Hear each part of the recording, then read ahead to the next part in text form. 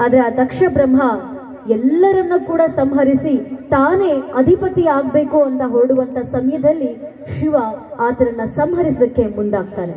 ಹೀಗೆ ಶಿವ ದಕ್ಷ ಬ್ರಹ್ಮನನ್ನ ಸಂಹರಿಸುವಂತಹ ಆ ಒಂದು ಬಗೆಯನ್ನ ವಿವರಿಸುವಂತಹ ನೃತ್ಯ ವೀರಗಾಸೆ.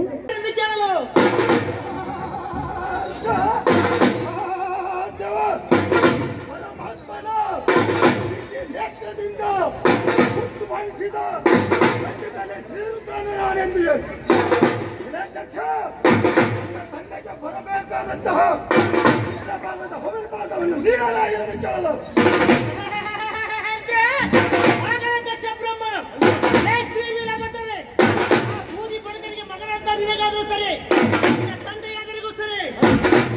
ಹೋಗುವ ಭಿಕ್ಷಕನಿಗಾದರೂ ಕೊಟ್ಟೇನು ಅವಿರ್ಭಾಗವನ್ನು